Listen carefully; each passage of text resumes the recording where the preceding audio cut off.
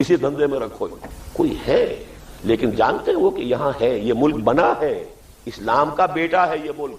حضرت سلمان کی طرح کہ جب ان سے پوچھا جاتا تھا آپ کا نام کیا ہے، سلمان فارسی رضی اللہ تعالی عنہ، وہ کہتے تھے سلمان. اب عرب کے لیے یہ نام نامکمل ہے جب تک کہ ابنیت ساتھ نہ ہو. بیٹے کس کے؟ سلمان ابن کس کے بیٹے؟ وہ کہتے تھے سلمان ابن اسلام، میری ولدیت اسلام. تو پاکستان کی ولدیت اسلام. پاکستان میں قرارداد مقاصد پاس ہوئی. پاکستان میں یہ سارا جو عالمی مالیاتی نظام جس کے جکڑ بند کے اندر ہم پورے گلوب کو لانا چاہتے ہیں، اس کے توڑ، یہ تو ہمارے سارے کے سارے اس جال کو توڑ کر رکھ دیں. یہ وجہ ہے. اس کے لیے سیلاب، اس کے لیے سٹی بینک، بڑا ٹھاٹ سے آئیے، کار لے جائیے، عیش کیجیے جا کر. سٹی ہاؤسز، تاکہ اس سود کے اندر جس طریقے سے کہ جکڑ لیا جائے. اب غلام ہوتا ہے وہ صرف ہے. اب پرانے زمانے میں صرف دم جو ہوتی تھی، جس شخص نے سود کی کار لے لی، جس نے سود کے اوپر بنگلہ لے لیا، وہ تو ساری عمر کے لیے بک گیا. کمائی بہترین محنت کر کر کے اور سود دیتا رہے گا. سود جہاں سٹاپ ہوا سارا اگلا پچھلا بھی جائے گا، ہل نہیں سکتا. وہی بات تو مجھ سے کہی تھی.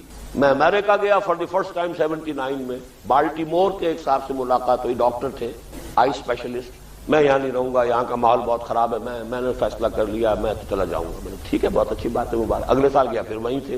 نہیں وہ میں نے نہیں یہاں نہیں رہنا، میں چلا جاؤں گا، بس میں کر رہا ہوں، تیاری کر رہا ہوں. اگلے سال گیا، پھر وہی رونا. میں نے ان سے کہا ڈاکٹر صاحب کیا تماشا بنا رکھا ہے، وہیں کے وہیں بیٹھے ہوئے ہیں اور میں آ رہا ہوں ہر سال، آپ کہتے ہیں میں نے یہاں رہنے جانا ہے. رو پڑے. اب بھی موجود ہیں، جا کے پوچھ لیجئے.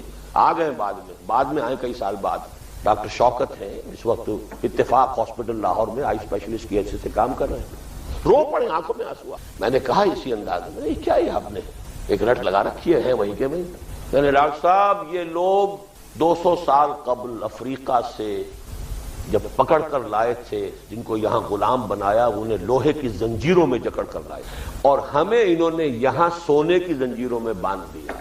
زنجیر تو زنجیر ہے، سونے کی ہو یا لوہے کی ہو، ہم نہیں ہل سکتے. ابھی میرے ایک عزیز ابھی ملاقات ہوئی تھی، بینک مینیجر ہے، کہتے ہیں میں چھوڑنا چاہتا ہوں، کیا کروں؟ 9 لاکھ کا قرضہ میرے اوپر. قرضہ لیا، یہ کام کر لیا، قرضہ لیا، یہ کام کر لیا، قرضہ لیا، یہ کام کر لیا. بقیہ زندگی تو وہ تو بکے ہوئے ہیں. یہ سولڈ. اس جکڑ بند میں یہ ملک جو ہے تیزی کے ساتھ اب آنے والا. بہرحال آخری بات اب میں کہہ رہا ہوں، وقت ختم ہو رہا ہے. میں نے 2 باتیں گنوائی تھی، تیسری ابھی رہتی ہے. 3 باتیں گنوائی تھی کس اعتبار سے کہ یہ کام آسان نہیں. ریولوشن فی نفسہ ہی بہت مشکل، اسلامک ریولوشن اس سے 100 گنا مشکل. تاریخ میں ایک ہی مرتبہ آیا اور وہ حضور کے ذریعے آیا، اور اب آنا اس سے بھی 100 گنا زیادہ. اس لیے کہ 3 اسباب: نہ حضور جیسا لیڈر ہو، نہ وہ ملک کے جس کا کوئی نظام نہیں تھا، کوئی فوجیں نہیں تھی، نہ وہ دنیا کے جس میں بین الاقوامی رکاوٹ کوئی نہیں تھی. نہ رومیوں کو پتا چلا، نہ ایرانیوں کو پتا چلا کہ یہ محمد ہماری جڑیں کاٹ رہا بیٹھا ہوا صلی اللہ علیہ وسلم. وہ تو جڑیں کٹ چکی، اس کے بعد ہوش آئی انہیں. جڑیں کٹ چکی، عرب کے اندر انقلاب آ چکا، طاقت وجود میں آ چکی. لیکن میں نے پھر اس کے برعکس کیا کہا تھا؟ 2 باتیں. کام پھر بھی کرنا، کیوں کرنا؟ اس لیے کہ فرض ہے. ہو سکتا نہیں ہو سکتا یہ irrelevant ہے، فرض ہے. بھائی نماز جیسی بھی ہو، دل لگتا ہو نہ لگتا ہو، پڑھنی ہے، فرض ہے. وسوسہ آتا رہے، وہ اپنا دھندا کرے گا، شیطان وسوسہ کرے گا، آپ اپنا دھندا کیجئے، نماز پڑھتے رہیے. اسی میں ہار ہے اس کی. فرض ہے، فرض ہر حال میں ادا کرنا ہے. اور اسلام کے غلبے کی جد و جہد کرنا فرض عین ہے، جو نہیں بتایا علماء نے. یہ بتایا نماز فرض ہے اور روزہ فرض ہے، اسلام کو غالب کرنے کی جد و جہد کا فرض کرنا نہیں بتایا. ورنہ جو نماز پڑھتے ہیں کیوں پڑھتے ہیں؟ اس لیے پڑھتے ہیں کہ فرض ہے. یہ کیوں نہ کرتے ہو؟ یہ پھر ایک لمبی داستان ہے، کیوں ایسا ہوا ہے اس کی بھی ایک لمبی داستان ہے. وہ میری کتاب جو ہے اسلام کے انقلابی فکر کی تجدید و تعمیل، اسلام کا انقلابی فکر کیا تھا، یہ پس منظر میں کیوں چلا گیا، اس کے بعد اس کی تجدید اب کیسے ہوئی ہے، اب کس مرحلے میں. یہ میری کتاب ہے. مضامین جو نوائے وقت میں چھپے تھے وہ ایک مجموعے کی شکل میں چھپ چکے ہیں، اس کا مطالعہ کیجیے. پہلی بات فرض ہے، دوسری بات یہ کہ حضور نے خبر دی ہے ہوگا، یہ میری امید کا سہارا ہے. اور تیسری بات رہتا تھا نا، ایک 3 کا ہندسہ جو تھا، تیسری بات یہ کہ امریکہ ہو یا اس کا باپ ہو، ان سب سے اوپر بھی تو ایک طاقت ہے کہ وَمَكَرُوا وَمَكَرَ اللَّهُ وَاللَّهُ خَيْرُ الْمَاكِرِينَ. اسے انووک کیجئے، اس سے دعا کیجئے، اس کو پکاریے. اس کی مدد ختم تو نہیں ہوگی، اس کے فرشتے سب کے فنا تو نہیں ہو گئے. فضائے بدر پیدا کر فرشتے تیری نصرت کو اتر سکتے ہیں گردوں سے قطار اندر قطار، اب بھی کام کرنے کا مدد آئے گی۔ وقت تو ختم ہو گیا ہے، صرف چند باتیں اور عرض کر رہا ہوں۔ ایک یہ کہ کام کرنے کا کیا ہے، بارہا چونکہ بیان ہو چکا، آج یاد کرا رہا ہوں۔ پھر تین باتیں، دعوت بدریہ قرآن، قرآن کے ذریعے دعوت، اسلام کی دعوت وہی ہے جو قرآن کے ذریعے، اسی کے لیے یہ سارا سلسلہ۔ میرا تو جو کام شروع ہوا تھا سن 65 سے، لاہور سے شروع ہوا تھا، جب میں منتقل ہوا ہوں دوبارہ اپنے اس مشن کے لیے۔ لاہور میں سن 72 میں انجمن بنی تھی، یہاں اس انجمن کو 8 سال ہوئے ہیں۔ ابھی اکیڈمی صحیح انداز کے اندر یہاں شروع اب بھی نہیں ہو سکی، کچھ کورسز ہمارے پہلے بھی چلے ہیں، اب بھی چل رہا ہے، لیکن اس کام میں کل چونکہ اس انجمن کا 8واں سالانہ اجلاس تھا، میں نے جو اس میں شرکت کی، تو مجھے دکھ ہوا ہے یہ دیکھ کر کے، بڑی تشویش ہے کہ یہاں کے جو مالی معاملات ہیں وہ کوئی اطمینان بخش نہیں ہے۔ ابھی تو کام شروع بھی نہیں ہوا صحیح معنی میں۔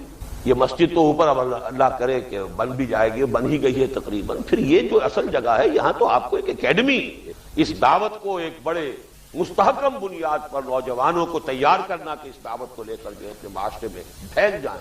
کیا ضرورت ہے کہ ڈاکٹر سمیع جو ہیں وہ چلے آ رہے ہوں فیصل آباد سے اور مجھے آنا پڑ رہا ہو یہاں لاہور سے؟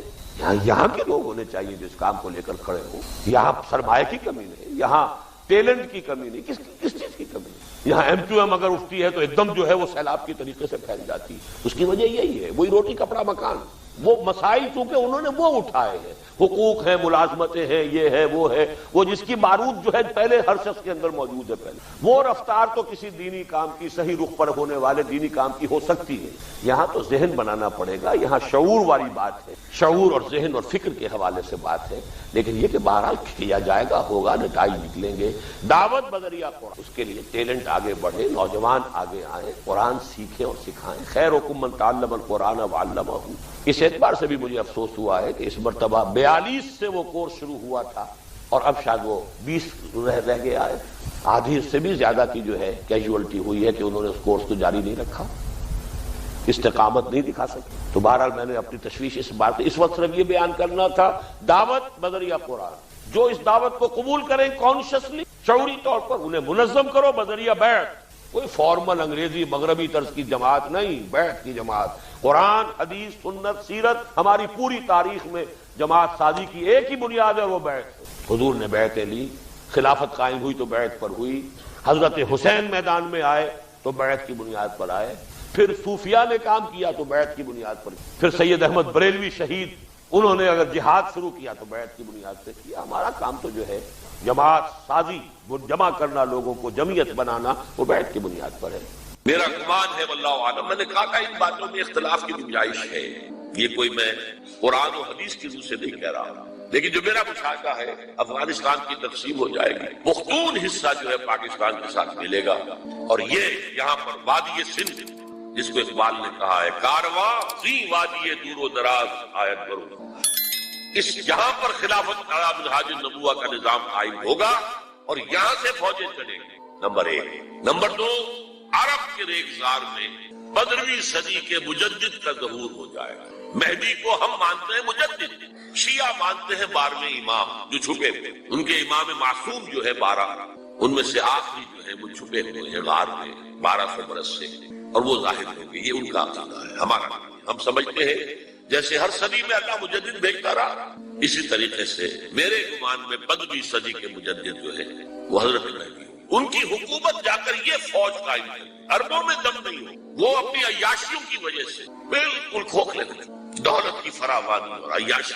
یہ بھی سننے میں آتا ہے دروغ پر گردن راوی کہ اگر کوئی فوجی قافلہ ان کا چل رہا ہوتا ہے تو وہ بجائے ٹرکوں میں بیٹھنے کے وہ اپنی کاروں میں بیٹھ کے ساتھ ساتھ چلتے ہیں، وہ ٹرک خالی چل رہے ہوتے ہیں۔ ٹرک کی سختی جو ہے، سخت سیٹ جو ہے برداشت کرنا ان کے بس کا روگ نہیں۔ یعطون للمہدی، یعنی سلطان اس کی حکومت کو مستحکم کرے۔ پھر حضرت مہدی کی طرف سے شروع ہوگا معاملہ جہاد، اور یہ سارا جو ملک چھوٹ ہم مسلمانوں کے ہاتھ سے نکل گئے تھے یہ واپس لے۔ اس میں ایک کوشچن ہے جو میرے ذہن میں بہت عرصے سے تھا، جس کا کہ جواب اب مجھے سوچا ہے، واللہ عالم، یہ ساری باتیں میں کہہ رہا ہوں میرے گمان ہے، کیسے ہوگا کہ اتنی بڑی طاقت ایٹمک پاورز کے مقابلے میں مسلمان دوبارہ میدان میں آ کر اور جیتتے چلے جائیں۔ میرا گمان یہ ہے واللہ عالم، اس پورے معاملے کا سارا جو ہے ارینا جو ہے وہ ہے مڈل ایسٹ، یورپ جس میں حدیث میں آیا ہے کہ رومی عیسائی 80 جھنڈوں تلے تم پر حملہ کریں گے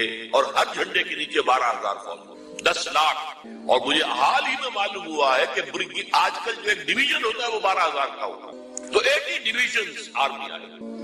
لیکن معلوم ایسا ہوتا ہے کہ روس، چائنا، جاپان اور میرے خیال میں انڈیا یہ نیوٹرل رہے گا، نمٹ لو آپس میں. جو ابراہیمی قوموں کا جھگڑا ہے نا کہ فلسطین کس کا ہے، مسلمان کہتے ہیں ہمارا ہے، یہودی کہتے ہیں ہمارا، عیسائی کہتے ہیں ہمارا، تو نمٹ لو، سیٹل یور اسکورز. لیکن کوئی ویپنز آف ماس ڈسٹرکشن استعمال نہ ہو. اگر وہ ہوئے تو پھر ہم میدان میں آ جائیں. میرا گمان یہ کہ ویپنز آف ماس ڈسٹرکشن استعمال نہیں کر سکیں گی مغربی طاقت، اور پھر جنگ کے اندر مسلمانوں کے ساتھ جیتنا ان کے لیے ممکن نہیں ہے. جن کو موت عزیز ہے منحصر مرنے پہ ہو، جس کی امید نا امیدگی اس کی دیکھا چاہیے، اور وہ مرنے کو تیار نہیں. وہ 40,000 فٹ کی بلندی سے دیسی کٹر پھینک سکتے ہیں، نیچے نہیں آئیں گے.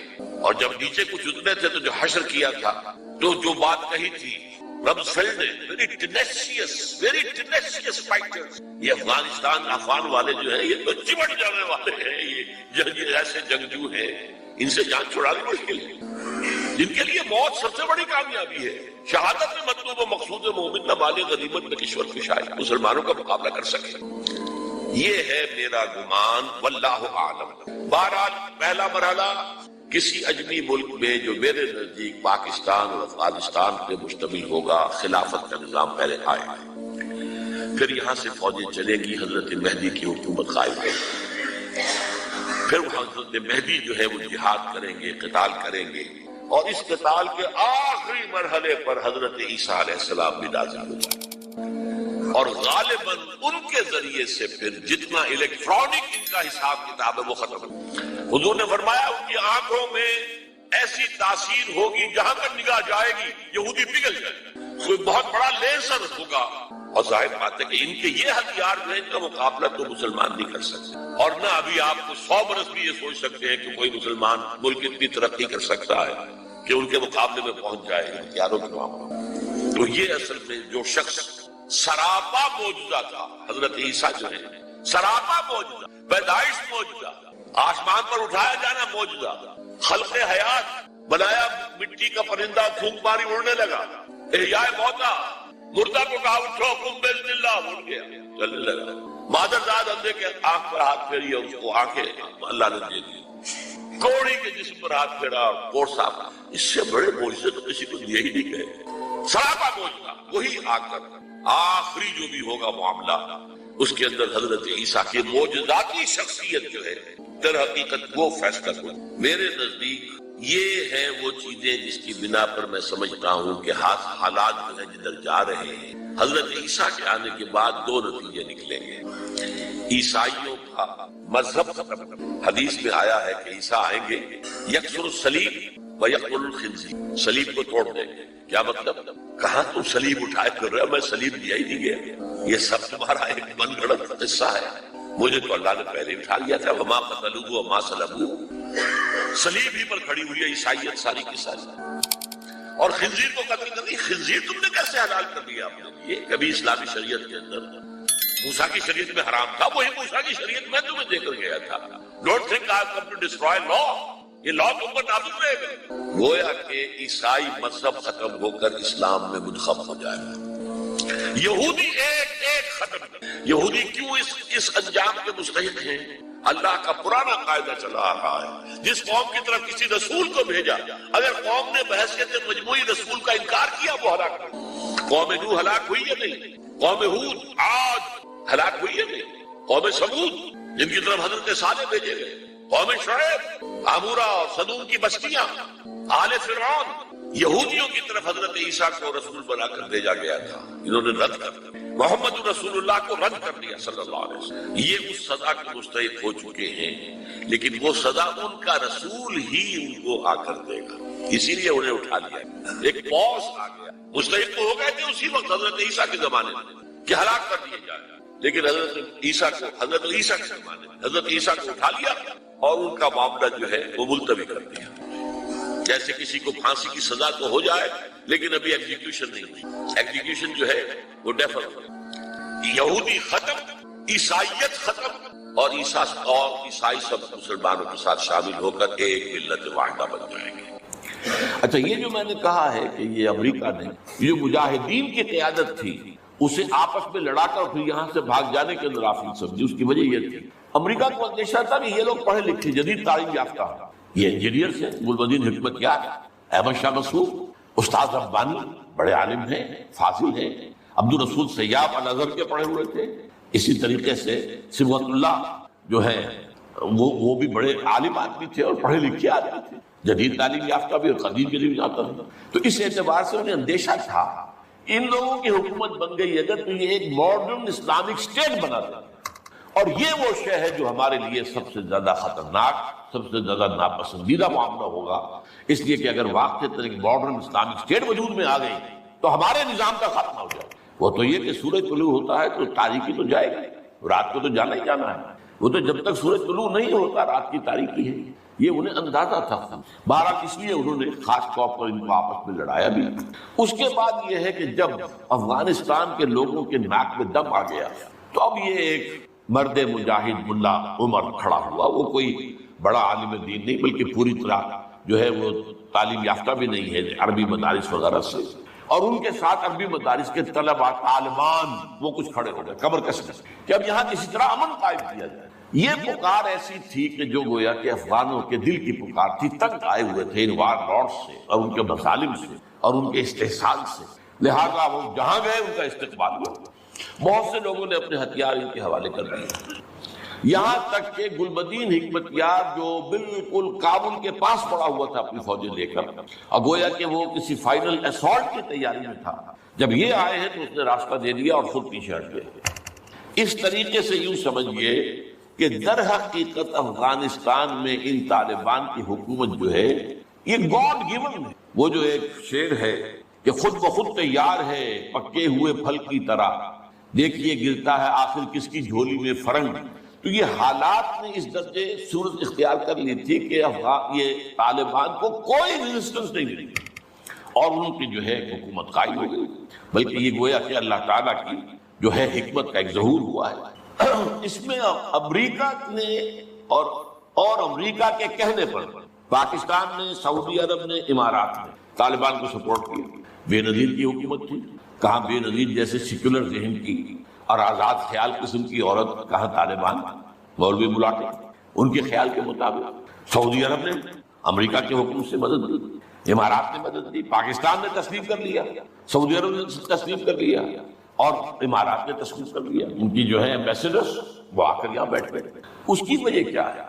امریکہ سمجھتا تھا یہ ٹھیک نہیں، یہ ملا ملاٹے ہیں، انہیں کو دنیا کا کوئی علم ہے نہیں، یہ جانتے ہی نہیں، لہذا ان سے کھیلنا آسان ہے، انہیں ہم اپنی انگلیوں پر نچائیں گے، ان کو کٹ پتلی بنا لیں گے. اس پہلو سے انہوں نے کہا کہ یہ اچھا ہے، یہ لوگ اگر آ جائیں تو ٹھیک ہے. وہ خطرہ نہیں ہے کہ یہاں کوئی ایک ایسا اسلامی نظام سامنے آ جائے جو جدید دنیا کے تمام تصورات و تقاضوں کو بھی پورا کرتا ہو اور کتاب و سنت کے تقاضوں کو پورا کرتا ہو. اس کا کوئی اندیشہ نہیں ہے، لہذا انہیں مدد دی. لیکن ہوا کیا؟ دو کام ایسے ہوئے ہیں کہ ایک تو افغانستان کے 90% علاقے پر قبضہ جو ہوا تو امن، کلی امن، چوری ختم، ڈکیتی ختم، زنا بالجبر ختم، زنا ختم. تو اب آنکھیں کھل گئی امریکہ کی یہ کیا ہو رہا، اور ملا عمر کے ایک حکم پر پاپی کی کاشت زیرو. اب یہ ہے کہ کفر کے ایوانوں میں پوری دنیا میں خطرے کی گھنٹیاں بج گئی. یہ معاملہ کیا ہے؟ نارضت عشق کے خونی جگرے پیدا شد، حسن لرزید کے صاحب نظرے پیدا شد. یہ تو ہم جس سے ڈر رہے تھے، جس کا ہمیں خوف تھا، جس کا ہمیں اندیشہ تھا، وہ تو حقیقت سامنے آ رہی ہے. ابھی تو پورا نظام کی کوئی بات نہیں ہے، ابھی تو انہوں نے چند سزائیں نافذ کی ہیں، اس سے زیادہ تو ابھی ان کا کانسیپٹ بھی کوئی نظر نہیں آیا. ہم خود جب گئے ہیں وہاں پر، میں ایک وفد لے کر گیا ہوں، تو نہ ان کے ذہن میں کوئی سیاسی نظام کا کوئی واضح تصور تھا، نہ میں نے ان سے پوچھا آپ کی کوئی پارلیمنٹ مجلس شورا مجلس ملی کہ نہیں کوئی نہیں ہے، نہ کوئی معاشی نظام کا ان کے سامنے نقشہ تھا. میں نے پوچھا کہ آپ کے یہاں بینک ہیں کہ نہیں ہے، میں نے کہا آپ اپنا پیسہ کہاں رکھتے ہیں، ہمارے پاس پیسہ ہے ہی نہیں. مطلب یہ کہ یہ کوئی نظام کی بات تھی نہیں. لیکن یہ کہ چوری کا ہاتھ کاٹنا، زنا کی سزا دینا، رجم کرنا، قتل کے بدلے قتل، اعلان میدان کے اندر، اور سر جو ہے قلم کرنا یا سینے کے اندر. ایک صاحب نے جو کہ آئی وٹنس تھے انہوں نے دیکھا تھا کہ ایک شخص نے ایک دوسرے شخص کو قتل کیا سینے میں خنجر بھونک کر. اب اس کو پکڑ کر رسیوں سے باندھ کر لا کے ڈال دیا گیا اسٹیڈیم کے اندر. تھوڑا اور ٹھٹ لگے ہوئے لوگوں کے دیکھ رہے ہیں. اور اس کی بیوی سے, مقتول کی بیوی کے ہاتھ میں خنجر دے کر کہا گیا بھونکو اس کے سینے کے. اور اس نے کیا. اب یہ جو مناظر ہیں ان کو دیکھنے کے بعد کیا کہیں کوئی جرم رہ جائے؟ جیسے کہ اس سے پہلے بھی تھا معاملہ دنیا کے سامنے کہ سعودی عرب جو ہے وہ کرائم فری ایک معاشرہ بن گیا تھا جب سے وہاں پر اسلامی جو حدود اور تعزیرات نافذ ہوئی. یہ معاملہ انہوں نے دیکھ لیا کہ یہ تو ہو گیا. تو اس اعتبار سے ان کو جو ہے اب بڑی شدید خطرے کی بات ہوئی. البتہ یہ ضرور نوٹ کر لیجئے کہ اس ابتدائی عرصے میں طالبان سے کچھ غلطیاں بھی ہوئی. پہلی بات تو یہ کہ نہ ان کی کوئی تعلیم ہوئی تھی, نہ تربیت ہوئی تھی, نہ تنظیم ہوئی تھی, نہ کوئی ڈسپلن قائم تھا. یہ تو موت تھا. لہٰذا ان سے بڑی بڑی غلطیاں ہوئی. مثلاً مزار شریف میں ایران کے سفارت خانے پر حملہ کیا, سفارتکاروں کو قتل کر دیا. پھر یہ کہ ان کے اندر مذہبی شدت پسندی بہت تھی, کٹر حنفیت, اور اس کے اندر کچھ نہ کچھ تشدد کا ایلیمنٹ. ظاہر بات ہے ان عام لوگوں کے, ان پڑھ لوگ, اب ان کے ذہن میں جو چیزیں تھیں, داڑھی جو ہے سنت موقدہ ہے, نہیں رکھتا تو سزا, اور حجام جو ہے اس کا سر قلم کر دو اگر وہ شیونگ کرتا ہے. اسی طریقے سے پردے کا شدت کے ساتھ حفاظ کیا گیا. عورتیں باہر کیوں نکلے, اپنے گھروں میں رہو, یا یہ کہ پورا برقع لے کر نکلو. جو بھی آپ کے ہاں دنیا بھر میں شٹل کاک جس کو کہتے ہیں وہ جو ایک خیمے کی شکل میں ہوتا ہے, تو وہ اس حوالے سے شخص تشدد